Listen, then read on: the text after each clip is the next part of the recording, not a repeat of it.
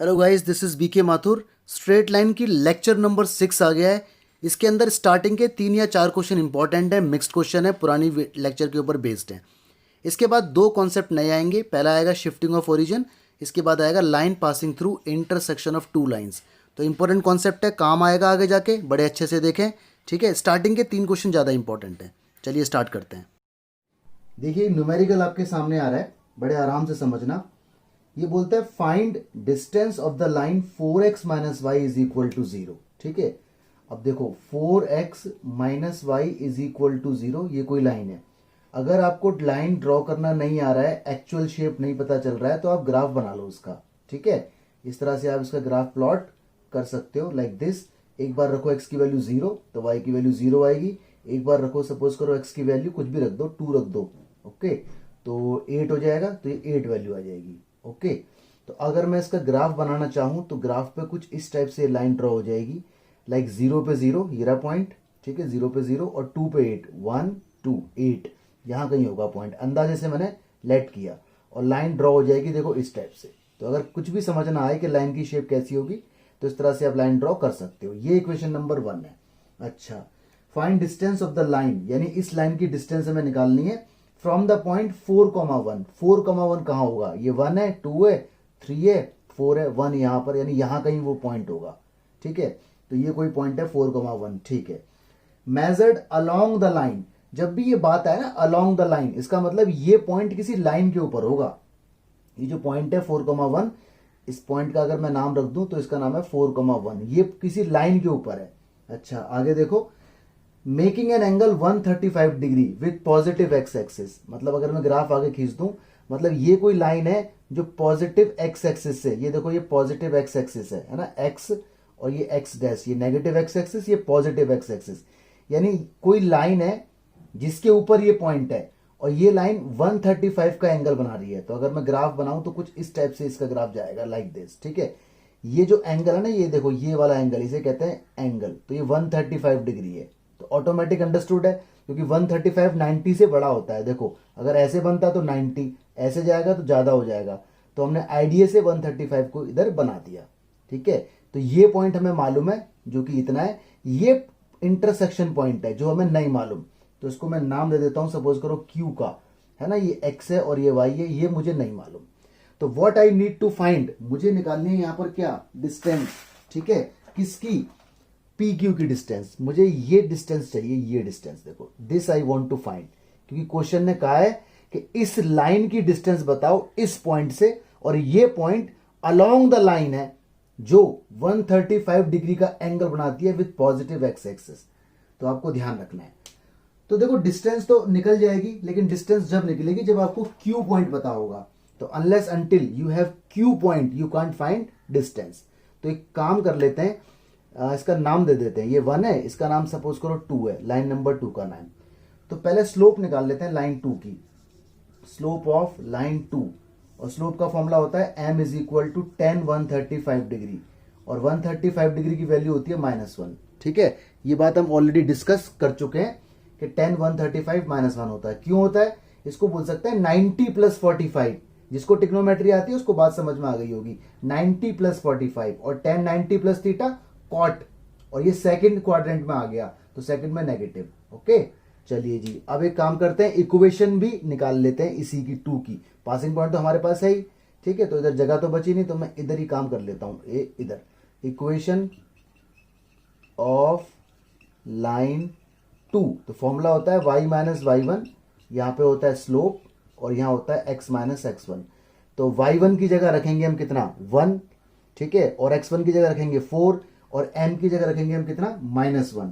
ठीक है, रखने के बाद सॉल्व करने के बाद आपके पास इक्वेशन आ जाएगी x + y is equal to 5। ये इक्वेशन नंबर 2 कहलाएगी। इक्वेशन 1 आपको ऑलरेडी दी हुई है, ये रही। ठीक है, अब आप क्या करो, इन दोनों को सॉल्व कर दो एलिमिनेशन से, तो आपको क्यू पॉइंट मिल जाएगा। तो मैं यहां थोड़ा सा बता रहा हूं, देखो जगह तो मेरे पास कम बच रही है। तो आप एक काम करो, फ्रॉम फर्स्ट एंड सेकंड, जब आप इन दोनों को सॉल्व कर लोगे तो x की और y की वैल्यू आएगी। तो x की वैल्यू जो आएगी ना आपकी, वो आएगी 1, x इज इक्वल टू 1 आएगा, और y इज इक्वल टू 4 आएगा। तो q पॉइंट हो जाएगा 1,4। यानी ये वाला पॉइंट हमारा 1,4 है। अब ग्राफ में मत देखना कि ये 1,4 है, ये तो 2,4 बन रहा है, वो तो आईडीए से हमने बनाया था। एक्चुअली जब आप ग्राफ पे बनाओगे तो ये 1,4 पे जाके टकराएगा। तो क्यू पॉइंट हमारे पास आ चुका है, दैट इज 1,4। ठीक है, अब हमें निकालनी है क्या, डिस्टेंस। तो डिस्टेंस हम इजीली निकाल सकते हैं। तो यहां छोटा सा बता देता हूं, डिस्टेंस आपको निकालनी है तो डिस्टेंस फॉर्मूला लगा लो पी क्यू का। डिस्टेंस फॉर्मूला आपको मालूम होगा, अंडर रूट के अंदर x2 माइनस x1 का square plus y2 minus y1 का स्क्वायर। ठीक है, लगा दोगे तो ये काम करना है आपको खुद, CYS complete yourself. Answer आ जाएगा 3√2। तो देखो ये क्वेश्चन था, क्वेश्चन को समझने में ही बहुत समय लग जाता है। तो इसमें जो वर्ड था ना अलोंग द लाइन, तो उसका मतलब पॉइंट इसके ऊपर है। ऐसा क्वेश्चन पहले भी एक आ चुका है प्रीवियस लेक्चर में। ठीक है, तो क्वेश्चन इंपॉर्टेंट है, प्रेजेंटेशन आप अपने हिसाब से कर लेना, मेरा मकसद था लॉजिक बताना। देखिए गाइस, एक न्यूमेरिकल ऐसा क्वेश्चन हम प्रीवियस लेक्चर के अंदर भी देख चुके हैं। कह रहा है show that area of triangle formed by the lines, 3 lines आपको दी हुई हैं, इज दिस। आपको आंसर भी इधर दिया हुआ है। तो देखो ट्रायंगल अगर बनेगा तो उसके अंदर 3 साइड होंगी, तो 3 लाइन जो हमें दी हुई है इनका हम नाम लिख लेते हैं like this, let equation of A B. ठीक है, इक्वेशन ऑफ ए बी, यानी पहली जो लाइन है उसे ए बी बोल देते हैं। y is equal to m1x plus c1, ये फर्स्ट है। ऐसी इक्वेशन ऑफ बी सी, दूसरी को बोल देते हैं इक्वेशन ऑफ बी सी। ऐसा क्वेश्चन हम ऑलरेडी कर चुके हैं प्रीवियस लेक्चर में शायद। ठीक है, अच्छा जी। और equation of A C, third line को बोल देते हैं इक्वेशन ऑफ ए सी, जो x इज इक्वल टू 0 है। और जो आपको दिया हुआ है ना ये एक्सप्रेशन, ये आंसर है, ये लेके आना है। तो ट्राइंगल बनाने के लिए आपको चाहिए वर्टिसेस। तो यहां पर हम सॉल्व करना इनको स्टार्ट कर देते हैं। तो on solving first and second, देखो फर्स्ट और सेकंड जैसे ही सॉल्व होंगे तो आपके पास x और y की वैल्यू आएगी। एलिमिनेशन मेथड आप लगा देना। तो जो x और y की वैल्यू आएगी ना वो आपको देगी b पॉइंट। रीजन बताओ क्यों? क्योंकि देखो ए बी और बी सी में b कॉमन है, इसका मतलब है कि ए बी और बी सी वाली लाइन b पॉइंट पे इंटरसेक्ट हो रही है। एलिमिनेशन से जो वैल्यू आती है वो इंटरसेक्शन पॉइंट होते हैं एक्चुअल में। तो आपके पास b पॉइंट आ जाएगा। कैसे आएगा वो आप सॉल्व करना जानते हो। तो मैं यहां लिख रहा हूं, वो आएगा c2 minus c1 upon m1 minus m2। ठीक है, कॉमा यहां आएगा m1 c2 minus m2 c1। ऐसा कुछ हो चुका है पहले, आपको याद आ रहा होगा, m1 माइनस m2, ये आ गया आपका b पॉइंट। इसके बाद आप करोगे सॉल्व किसको, सेकंड और थर्ड को। सेकंड और थर्ड आपस में सॉल्व होंगे तो आपके पास आएगी c पॉइंट की वैल्यू, क्योंकि देखो इन दोनों में c पॉइंट कॉमन है। ठीक है, तो देखो सेकंड और थर्ड सॉल्व करना बहुत ईजी है। x की वैल्यू कितनी है 0, तो x की वैल्यू तो 0 हो गई। x की वैल्यू यहां रख दो 0, तो y की वैल्यू कितनी हो गई c2, तो ये आ गया c पॉइंट। ओके, ऐसे ही फिर आप सॉल्व करोगे फर्स्ट और थर्ड को। तो फर्स्ट और थर्ड को सॉल्व करने से आपको मिलेगा a पॉइंट। ठीक है, तो फ्रॉम फर्स्ट एंड थर्ड तो आपको a पॉइंट मिल चुका है, जिसमें x की वैल्यू कितनी है ऑलरेडी 0। x की वैल्यू यहां पुट कर दो तो y की वैल्यू कितनी आएगी c1। ये आ गया आपके पास 3 पॉइंट। 3 पॉइंट जैसे ही आ गए तो आप एरिया निकाल सकते हो, एरिया ऑफ ट्रायंगल का फॉर्मूला निकाल सकते हो। डायग्राम बनाने की जरूरत नहीं है। एरिया का फॉर्मूला आपको पता होगा 1/2, यहां होता था x1, यहां होता था y2 माइनस y3, प्लस में यहां होता था x2, इधर होता था x2 और इधर होता था y3 माइनस y1, और इधर होता था x3 और इधर होता था y1 माइनस y2। ठीक है जी, इस तरह से आपका एरिया का फॉर्मूला पूरा दिख जाएगा। ओके, अब इसके अंदर सारी वैल्यूज को पुट कर दीजिए। ठीक है, एलसीएम वगैरह ले लेना। तो आंसर जो आपका निकल के आएगा वो यही निकल के आएगा, c2 माइनस c1, इसका होल स्क्वायर आएगा यहाँ पर। ठीक है, और अपॉन में m1 माइनस m2 आएगा। तो जानबूझ कर ना उसे मॉड में रखना। मॉड में क्यों? ताकि ऑलवेज पॉजिटिव रहे। बाकी 2 तो अपॉन में है ही। अब कैलकुलेशन आपकी अपनी है, लॉजिक मैंने आपको पूरा बता दिया। ठीक है जी, तो सारी वैल्यू रखो, एलसीएम वगैरह लोगे, you will get this result. चलिए देखिए गाइज, ये क्वेश्चन इंपॉर्टेंट है, एग्जाम के अंदर आ जाता है 6 मार्क्स में, तो मैं यहां मार्क कर रहा हूं से इंपॉर्टेंट। ठीक है, समझना, पहले डायग्राम समझना। इसने कहा है a line is such that it's segment between the line this and this. मतलब हमारे पास कोई लाइन है, ठीक है, 2 लाइन हमें दी हुई है, उनके बीच में कोई सेगमेंट है। ओके, तो आप इसे बोल सकते हो कि सपोज करो देखो एक लाइन ऐसे करके है। ओके, इसको बोलता हूं मैं लाइन नंबर 1, और इसकी इक्वेशन मुझे दी हुई है 5x minus y plus 4 is equal to 0। समझ जाना। ओके, और एक लाइन सपोज करो मेरे पास ये जा रही है, ठीक है, ये मैं आइडिया के लिए आपको बता रहा हूँ। अगर आपको नहीं समझ में आता है कि डायग्राम ऐसे क्यों बन रहा है तो आप प्रॉपर ग्राफ भी बना सकते हो, ठीक है, बट जरूरत नहीं है एग्जाम में दिखाने की, जैसे मैं कर रहा हूँ ऐसे भी आप कर सकते हो। लाइन नंबर 2 आपको दी हुई है, that is 3x plus 4y minus 4 is equal to 0। तो ये इक्वेशन 1 हो गई और ये इक्वेशन 2 हो गई, इस तरह से है। अब बात आती है मैंने डायग्राम ऐसा ही क्यों बनाया। देखो इसने क्या कहा है, इसने कहा line segment is such that, कोई लाइन सेगमेंट है, लाइन सेगमेंट उसे कहते हैं जिसके एंड पॉइंट हमें मालूम हो। तो कोई लाइन सेगमेंट है, ठीक है, और वो बिटवीन द लाइन है, मतलब इस तरह से कोई लाइन सेगमेंट, देखो ये लाइन सेगमेंट है और ये इन दोनों लाइन के बीच में बना हुआ है, ये इसके एंड पॉइंट है। ओके, तो एंड पॉइंट के बारे में तो जानकारी नहीं है हमें कि है क्या, तो मैं इसको बोल देता हूं α1 और इसे बोल देता हूं β1, कुछ भी नाम आप दे सकते हो, एक्स वाई कुछ भी नाम दे सकते हो। और इस वाले एंड पॉइंट को बोल देता हूं मैं α2 β2। तो ये हो गया हमारा लाइन सेगमेंट, ठीक है। नाम दे रहे हैं तो नाम दे दो, ये हो गया ए पॉइंट और ये हो गया बी पॉइंट, ठीक है। इसने कहा है इज बाइसेक्टेड, बाइसेक्टेड मतलब मिड पॉइंट, मतलब आधा हो रहा है बिल्कुल, यहां देखो मिड पॉइंट पे आ गया। बाइसेक्टेड एट द पॉइंट 1,5, ये कोई सी पॉइंट है 1,5, यानी ये जो सेगमेंट है ये सी पॉइंट ने बाइसेक्ट कर दिया, ठीक है। तो ऑब्टेन इट्स इक्वेशन, मतलब हमें ए बी की इक्वेशन बतानी है। What we need to find, equation of A B, ये ए पॉइंट इसका नाम है, ठीक है, इस तरह से। तो देखो जरा अप्रोच, जरा सोचो क्या अप्रोच इसके अंदर लगाई जाएगी। तो पहले तो हम यहां पे लिख देते हैं let end points of segment, जो सेगमेंट है उसके एंड पॉइंट्स, ठीक है। पहले वाले को हमने लेट किया α1 β1 एंड, और दूसरे वाले को लेट किया हमने α2 β2, ठीक है। और जो सी है ना 1,5 इज मिड पॉइंट, ये मिड पॉइंट है, क्वेश्चन में लिखा हुआ है bisect mid point of A B. तो थोड़ी जानकारी लिखनी पड़ेगी ना आपको, जो आपको मालूम है, इतनी बात आपने लिख दी। अब आप यहाँ पे देख सकते हो पॉइंट ए, जो पॉइंट ए है that is α1 β1 lies on line 1। देखो ये पॉइंट इसके ऊपर लाई कर रहा है, देखो ये रहा, इसके ऊपर लाई कर रहा है, तो ये पॉइंट इसको सेटिस्फाई करेगा। तो x की जगह रख दो α1, y की जगह रख दो β1, तो ये कुछ ऐसे बन जाएगा 5α1 minus β1 is equal to minus का 4, इस तरह से, ठीक है। फर्स्ट अभी भी फर्स्ट है, अभी भी फर्स्ट है, या फिर ना आप इसको थर्ड भी बोल सकते हो, बट कोई जरूरी नहीं है, इसको फर्स्ट ही बोल दो, ठीक है।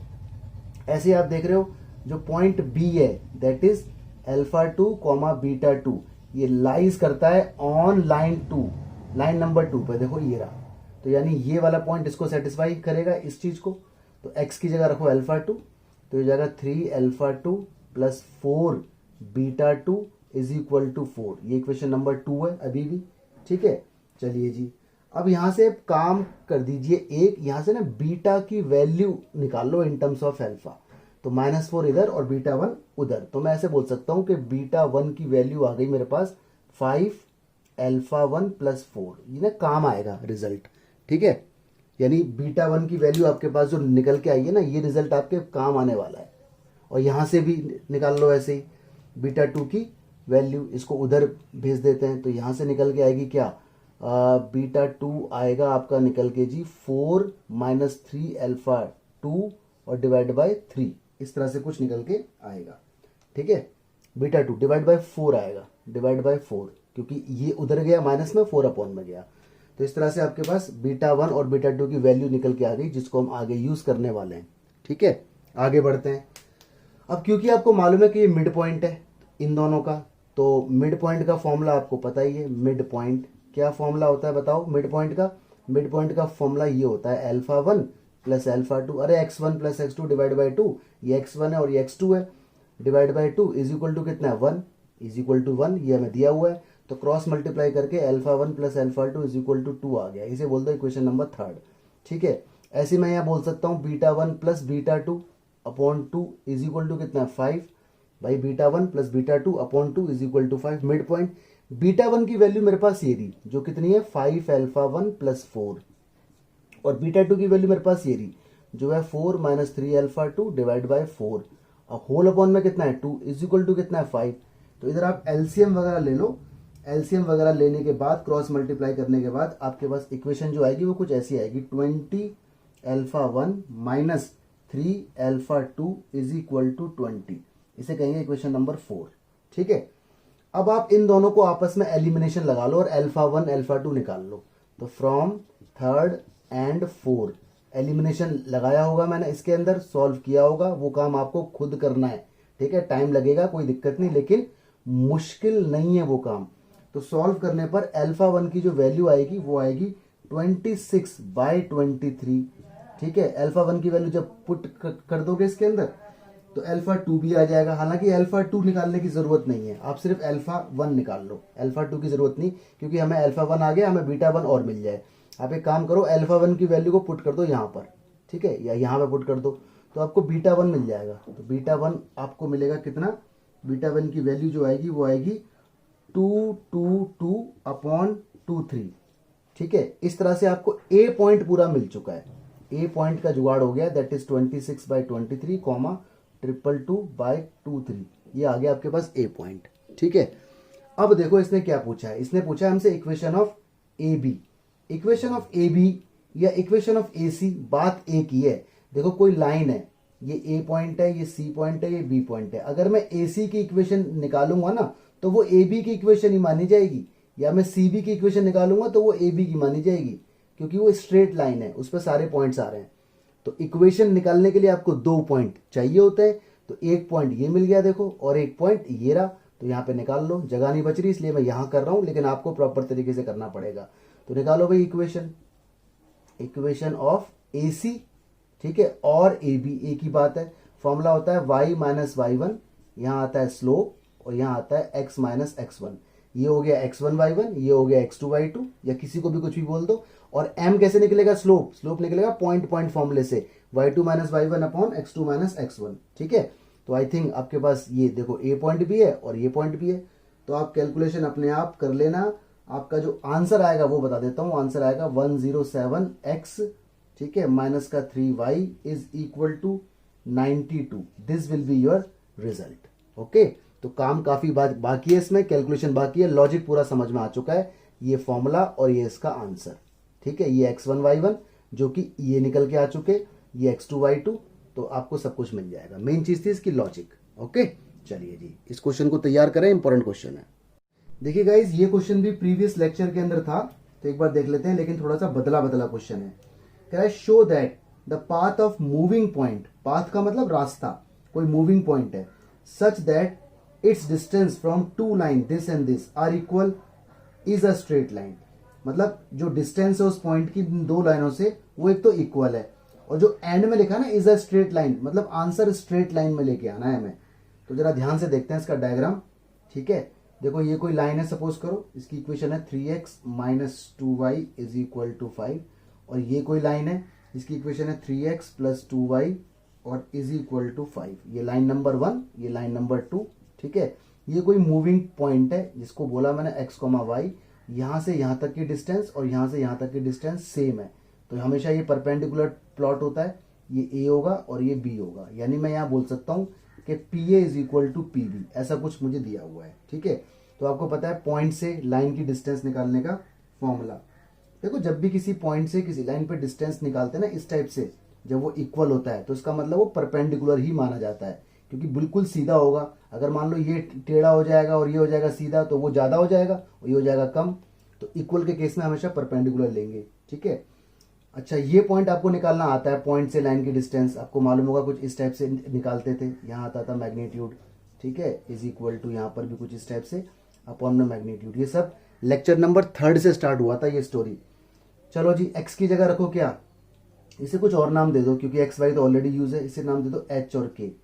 तो एच और के इसके अंदर रख दो, तो ये बन जाएगा कितना 3h माइनस का 2k और माइनस का 5 इधर आ गया, अपॉन में मैग्नीट्यूड 3 का स्क्वायर 9 और 2 का स्क्वायर 4, यहाँ भी रखो, ये हो जाएगा 3h और प्लस का 2k माइनस का 5 अपॉन में 9 और 4। देखो ये अंडरूट से अंडरूट तो कैंसिल आउट हो गया, तो यहाँ जो बचा आपके पास वो बचा मॉडुलस के अंदर 3h माइनस का 2k minus 5 is equal to modulus के अंदर 3h प्लस का 2k माइनस का 5।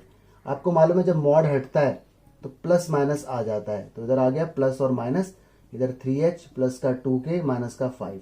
तो ये 2 बार सॉल्व होगा, एक बार होगा 3h minus 2k minus 5 is equal to, ये प्लस है प्लस माइनस है ये, ठीक है, प्लस वाला ले लेंगे portion 3h plus 2k minus 5, और एक बार ले लेंगे 3h minus 2k minus 5 is equal to minus वाला ले लेंगे ब्रैकेट में 3h प्लस 2k माइनस 5। ठीक है, इस तरह से अगर आप इन्हें सॉल्व करोगे तो आपके पास वैल्यूज निकल के आएंगी।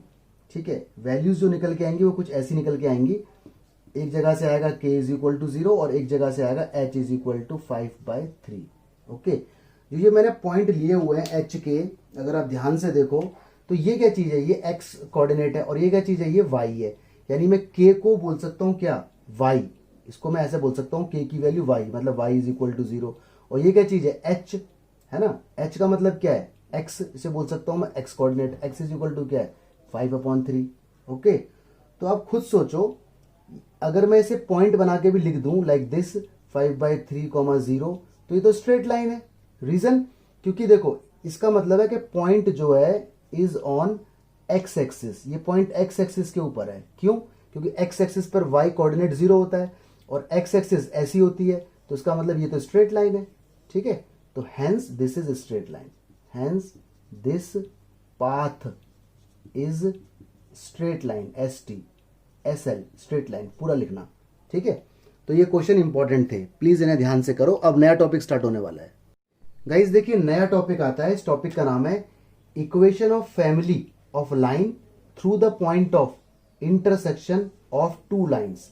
ठीक है, इसका मतलब क्या है, इसका मतलब ये है कि कोई लाइन ऐसे करके जा रही होगी, सपोज करो फर्स्ट लाइन है, इसकी नाम है a1x plus b1y plus c1 is equal to 0, और कोई लाइन कोई इस टाइप से जा रही होगी, इसका नाम है लाइन नंबर 2, इसकी इक्वेशन है a2x plus b2y plus c2 is equal to 0। ये पॉइंट ऑफ इंटरसेक्शन है, यहां से कोई लाइन पास हो रही है, पॉइंट ऑफ इंटरसेक्शन से कोई लाइन पास हो रही है लाइक दिस, देखो ये लाइन पास हो रही है ना। तो ये जो लाइन नंबर 3 है ना, ये हमें फाइंड करनी है। तो जब भी दो लाइन आपस में इंटरसेक्ट होंगी और तीसरी लाइन उस कॉमन पॉइंट से निकलेगी, तो उसकी इक्वेशन देखो ये होगी, लाइन 1 यहां पे आएगा प्लस में k और लाइन 2 इज इक्वल टू 0। ये फॉर्मूला आपको याद रखना है, लाइन 1 प्लस k और line 2 is equal to 0। Line 1 क्या है, लाइन 1 है a1x plus b1y plus c1, और k यहां पर कोई कांस्टेंट है, यहां पे कुछ टीचर k लिखते हैं, कुछ टीचर लैम्डा लिख देते हैं, लैम्डा, k लिखो, लैम्डा लिखो, म्यू लिखो, सब एक ही मतलब है, इसे बोलते हैं म्यू, म्यू, म्यू। ठीक है, लाइन 2 कितनी है, वो है a2x plus b2y plus c2 is equal to 0। इसको सॉल्व किया जाता है, हमें ये k निकालना होता है, हमारा मकसद है k निकालना। अब यहाँ अलग अलग कंडीशन दी होती है, जैसे आपको बोलेगा स्लोप दे रखा है इतना, या आपको बोलेगा इंटरसेप्ट इक्वल है, ठीक है, या आपको बोलेगा लाइंस पैरेलल है, या बोलेगा लाइन परपेंडिकुलर है। तो ये कंडीशन आपको मालूम होनी चाहिए ना कि पैरेलल में स्लोप इक्वल होती है, परपेंडिकुलर में स्लोप का मल्टीपल -1, प्रीवियस लेक्चर में हम ये पढ़ चुके हैं। अब इसके ऊपर न्यूमेरिकल आएंगे, ये बात आपको याद रखनी है। ठीक है, चलिए न्यूमेरिकल देखते हैं, बड़े इंपॉर्टेंट न्यूमेरिकल है। देखिए जी, क्वेश्चन नंबर फर्स्ट देखते हैं पहले, कह रहा है find equation of line through the intersection of line this and this. साफ साफ लिख दिया इसने कि इंटरसेक्शन से कोई लाइन पास हो रही है। ठीक है, स्लोप उसकी 5 है। तो अगर डायग्राम बना के दिखाऊं तो कुछ इस टाइप से, ये कोई लाइन नंबर 1 रही होगी जिसकी इक्वेशन है 3x plus 4y is equal to 7। ये कोई लाइन नंबर 2 रही होगी, इसकी इक्वेशन है x minus y plus 2 is equal to 0। ठीक है, this is 1 and this is 2। ये पॉइंट ऑफ इंटरसेक्शन, यहां से कोई लाइन हमारी निकल रही है और ये लाइन हमें निकालनी है। इस लाइन की स्लोप पता है कितनी है, इस लाइन की स्लोप ना 5 है, ऐसा इसने कहा है। ये लाइन नंबर 3 है, इसकी स्लोप 5 है। तो कोई दिक्कत नहीं, कंडीशन कोई ना कोई आपको दी होगी। तो पहले आप यहाँ लिखो let required line, let required line, required line पहले लिख लो। वो क्या होगी, x minus y plus 2 first line. ठीक है, इतना लेते हैं बस, इतना पोर्शन, उसको नहीं लेते। कोई अगर ये 2 वहां लिखा होता तो उसे उठा के इधर ले आते। प्लस में क्या आएगा, k लिखो, लैम्डा लिखो, यहाँ आएगी second line 3x plus 4y minus 7, इसे उठा के इधर ले आए इज इक्वल टू 0। अच्छा, इसको पहले आप ठीक से बना लो, ठीक से मतलब x minus y plus 2 multiply करो k की, ये हो जाएगा 3kx, ये हो जाएगा 4ky माइनस का 7k is equal to 0। x वाले टर्म साथ में लिखो, यानी 1 प्लस 3k और x। देखो मैंने क्या किया, एक स्टेप खा गया मैं, x वाला टर्म और x वाला टर्म मैंने साथ में लिखे होंगे और x कॉमन ले लिया। ऐसे y वाले टर्म भी लिखो साथ में, तो ये माइनस का 1 प्लस का 4k, ये देखो ये y वाला टर्म था, ये y वाला टर्म था, कांस्टेंट एकदम ब्रैकेट में रखो, 2 और माइनस का 7k इज इक्वल टू 0, इतना आ गया। इसके बाद इसने कहा है कि स्लोप हमें दी हुई है 5, और स्लोप निकालने का फॉर्मूला इक्वेशन से आपको मालूम होगा, minus coefficient of x, x का कोएफिशिएंट जो 1 प्लस 3k है, upon coefficient of y, y का कोएफिशिएंट जो माइनस 1 प्लस 4k है, वो इज इक्वल टू दिया हुआ है 5। यहां से कर दो क्रॉस मल्टीप्लाई, तो माइनस अंदर जाएगा तो -1 माइनस का 3k, और ये हो जाएगा माइनस का 5 प्लस 20k। ठीक है, k वाले ले आओ एक तरफ, 20 इधर लाओगे तो 23k हो जाएगा, और ये ले जाओ उधर, -1 ले जाओगे तो माइनस का 4 हो जाएगा। k की वैल्यू आएगी 4/23। k की वैल्यू को पुट कर दो इसमें, इसका नाम दे दो कुछ, इसका थर्ड नाम है, फ्रॉम थर्ड में। ठीक है, कितना है ये, x माइनस वाई प्लस 2, और k की वैल्यू 4/23। हमारा मकसद था k की वैल्यू निकालना, और यहाँ कितना है 3x plus 4y minus 7 is equal to 0, upon मानो 1, क्रॉस मल्टीप्लाई, एलसीएम वगैरह ले लो, तो एलसीएम वगैरह लेने के बाद और x x y y constant plus minus होने के बाद आपका आंसर आएगा 35x minus 7y plus 18 is equal to 0। This will be your answer. ठीक है, तो अप्रोच देख लो, बाकी कोई ना कोई कंडीशन आपको देगा जिससे k निकालने में आसानी होगी। ओके, और क्वेश्चन देखते हैं। हाँ जी, क्वेश्चन नंबर 4 देखो एक बार, find equation of line through the intersection of this and this. मतलब बात वही हो गई। यहाँ पर एक लाइन ये रही, इसका नाम फर्स्ट है, ये आपको दी हुई है 5x minus 3y is equal to 1, और एक लाइन ये रही, ये आपकी लाइन सेकंड है, ये आपको दी हुई है 2x प्लस 3y। ठीक है, और -23 इज इक्वल टू 0, ये सेकंड है, and this is first. Okay, ये इंटरसेक्शन पॉइंट है, यहां से कोई लाइन निकल रही है जो हमें निकालनी है, ये थर्ड लाइन है। ठीक है, इसने कहा है परपेंडिकुलर टू दिस, मतलब ये जो लाइन है ना, ये किसी एक और लाइन के साथ, लाइक दिस, देखो ये परपेंडिकुलर बना रही है, ये ऐसे करके परपेंडिकुलर, और ये हमें जो लाइन दी, ये तो थर्ड लाइन है जो हमें निकालनी है, डॉट डॉट डॉट वाली, ये लाइन हमें दी हुई है जिसका नाम है 5x minus 3y minus 1 is equal to 0। इसको बोल दो, या इसको बोल दो थर्ड, और इसको बोल दो फोर्थ, जो हमें निकालनी है, ऐसा कुछ है। मतलब ये दोनों लाइन आपस में परपेंडिकुलर है। ठीक है भाई, ये लाइन इन दोनों के इंटरसेक्शन से पास हो रही है, और ये लाइन कहीं ना कहीं जाके इस लाइन के साथ परपेंडिकुलर बना रही है, तो यहाँ पर k निकालने के लिए कंडीशन दे दी परपेंडिकुलर।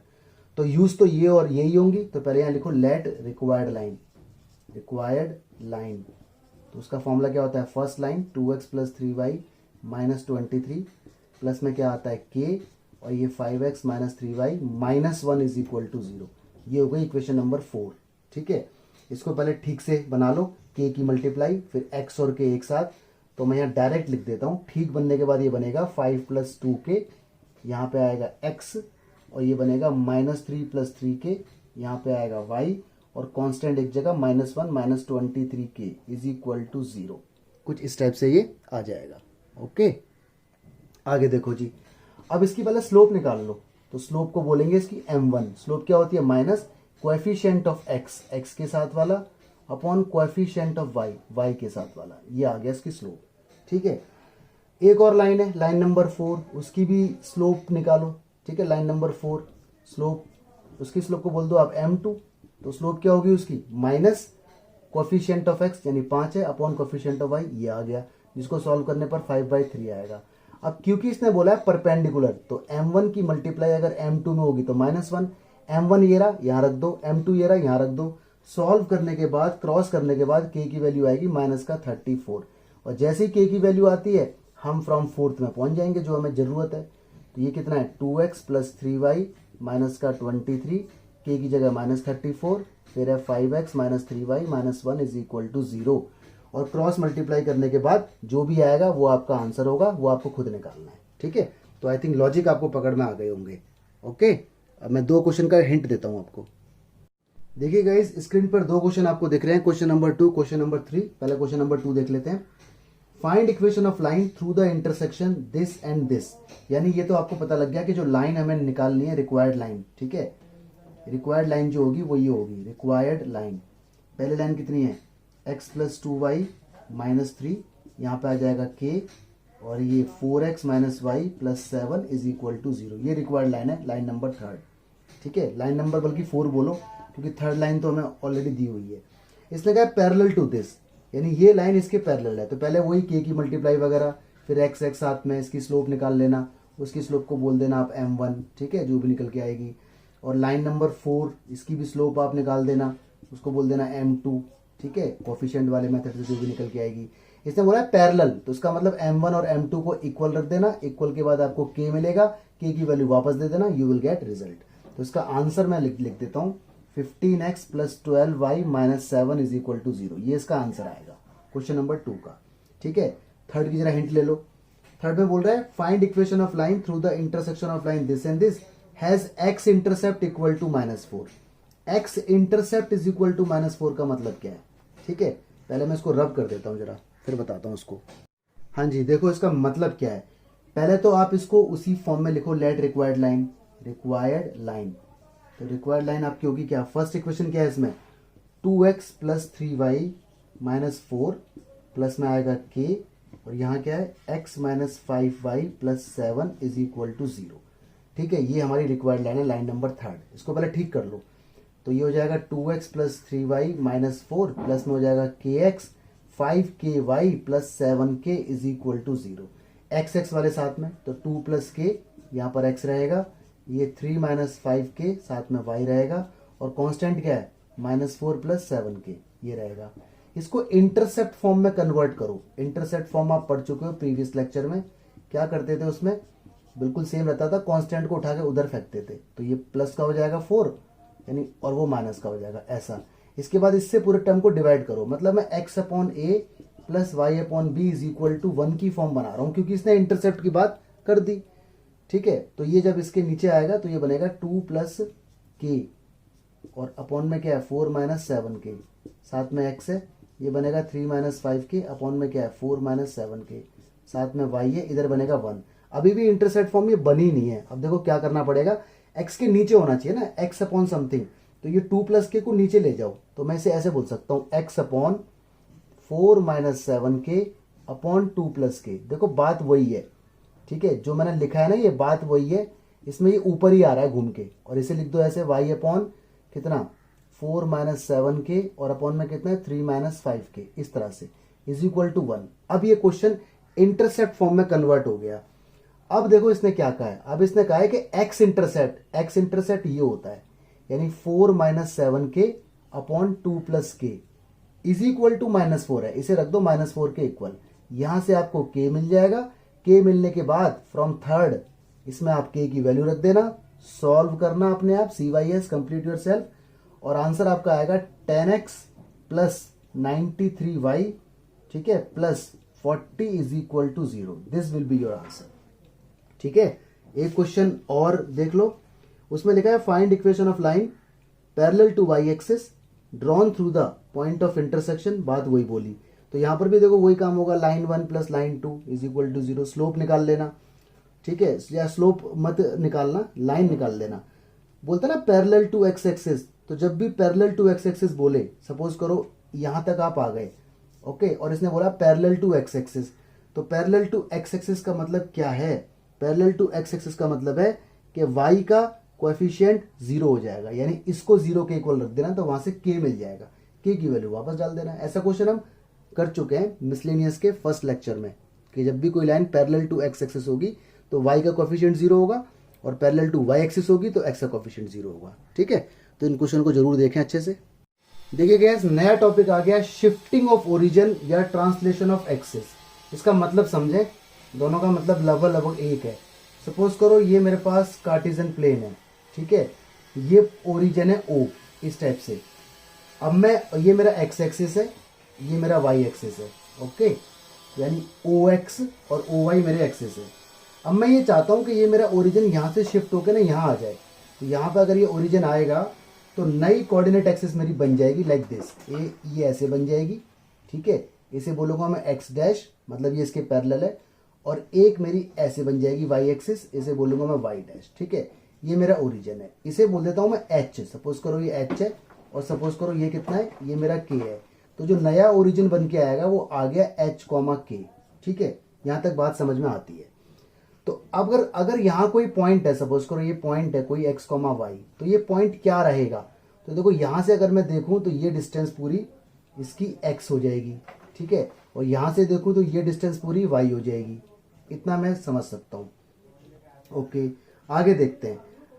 ये मैंने बोल दिया h और इसे मैंने यहां से लेकर यहां तक बोल दिया x डैश। रीजन मतलब ऑलरेडी ये h है और ये x डैश है जो और इंक्रीमेंट हुआ है पॉइंट निकालने के लिए। कोई पॉइंट दिया मैंने तो बाकी की डिस्टेंस x डैश मैंने बोल दी। इसे मैंने बोला हुआ है k, ठीक है, और इसे मैंने बोल दिया y डैश।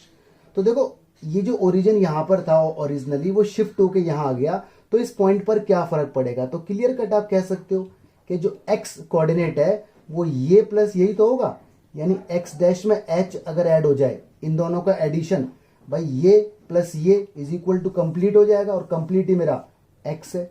ऐसे ही जो y होगा, ये कंप्लीट जो y होगा वो ये प्लस यही तो होगा, यानी y dash plus k।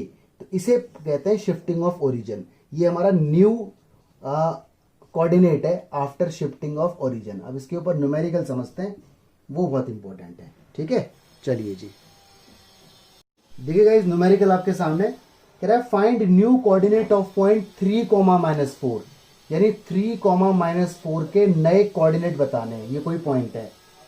If origin is shifted to 1,2, origin shift होके o डैश पे आ गया है 1,2।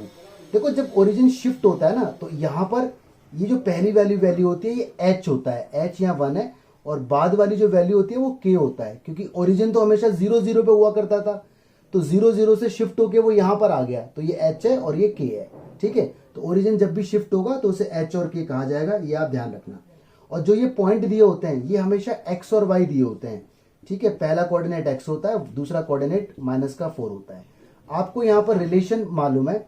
ठीक है, आपको ओरिजिन शिफ्ट होने के बाद relation, origin shifted, if origin shifted, यहाँ लिखो इफ ओरिजिन शिफ्टेड, तो आपको मालूम है x का फॉर्मूला होता है x डैश प्लस h और y का फॉर्मूला होता है y dash plus k। Value डाल दो, इस x की जगह डालेंगे 3, ठीक है, x डैश हमें नहीं मालूम, h की जगह डालेंगे 1, तो देखो x डैश हमारा 2 आ गया। यहाँ पर y की जगह डालेंगे -4, y डैश नहीं मालूम, k की जगह 2, तो y डैश की वैल्यू कितनी आ गई -6। तो यानी जो नया कोऑर्डिनेट आया ओरिजिन शिफ्टिंग के बाद, न्यू कोऑर्डिनेट जो नया पॉइंट निकल के आया वो होगा x dash comma y dash. तो x डैश कितना है 2, ये कितना है -6। This will be our answer, यानी ये शिफ्ट होने के बाद ये बन जाएगा। ठीक है, तो इस तरह से करना है। ध्यान रखना जो भी पॉइंट दिया होगा वो x और y होगा, ओरिजिन यहाँ शिफ्ट होगा वो h और k होगा। तो बाकी ये रिलेशन आप ध्यान रखें, ये तो अभी मैंने आपको बताया है, तो इसमें वैल्यू डालें, automatic x dash y dash निकल के आएगा, वही आपका न्यू कोऑर्डिनेट होगा। ठीक है, एक क्वेश्चन और देखते हैं। देखिए जी न्यूमेरिकल कह रहा है find transformed equation of straight line, मतलब ट्रांसलेशन ऑफ एक्सिस, मतलब अगर ये x एक्सिस है, y एक्सिस है, ये कोई लाइन है, तो वो शिफ्टिंग के बाद यहां हो जाएगी, इसे कहते हैं ट्रांसलेशन। ठीक है, लाइन अपनी जगह से शिफ्ट हो जाती है अगर ओरिजिन शिफ्ट होता है तो इसी को ट्रांसलेशन ऑफ एक्सिस कहते हैं। तो find transformed equation of straight line. Straight line आपको यहाँ पे दी हुई है 2x - 3y + 5 = 0। इसे ऐसे ही रखो। When origin is shifted to 3, origin shift हो गया हमारा, मतलब o डैश, ओरिजिन शिफ्ट हो गया मतलब o डैश, वो कितना है 3, इसका मतलब आप समझ जाओ कि आपके पास h की वैल्यू 3 आ गई और आपके पास k की वैल्यू -1 हो गई। ठीक है, आपको रिलेशन मालूम है x = x dash plus h और यहाँ y = y dash plus k। Value भर दो, x नहीं मालूम, x डैश नहीं मालूम, ठीक है, h मालूम है 3, तो यहाँ y हमें नहीं मालूम, y डैश कितना है नहीं मालूम, k कितना है -1। तो देखिए गाइस हमारे पास x की वैल्यू आ गई x डैश प्लस 3 और y की वैल्यू आ गई y डैश -1। अब हमें क्या करना है, जो x है ना x, उसकी जगह ये रख दिया जाएगा पूरा ब्रैकेट में, और जहां y है वहां ये रखा जाएगा, तो लाइन ट्रांसलेट होकर आ जाएगी। एक्सिस ओरिजिन जो शिफ्ट हुआ है उसकी वजह से लाइन भी आगे शिफ्ट हो जाएगी। तो चलिए पुट कीजिए, ये 2 फ्रॉम फर्स्ट में x की जगह क्या आएगा x डैश प्लस 3, ठीक है, -3, y की जगह क्या आएगा y dash -1 + 5 = 0। Plus minus solve करने के बाद ये बन जाएगी 2x डैश, ठीक है, -3y डैश + 14 = 0। ये आ गई। तो आप या तो आंसर यहाँ छोड़ें, और मेरी राय है कि आप आंसर यहाँ लिखें, शिफ्टेड लाइन, आप लिखें शिफ्टेड लाइन। जो शिफ्टेड लाइन है आफ्टर ट्रांसलेशन आप उसको बोल सकते हैं ऐसे 2x - 3y + 14 = 0। ठीक है, ये हमारी ओरिजिनल शिफ्टेड लाइन है, यही है, बस x डैश हटा के मैंने xy में लिखा, क्योंकि लाइन तो हमेशा xy में होती है ना। ठीक है, तो दिस इज आवर आंसर।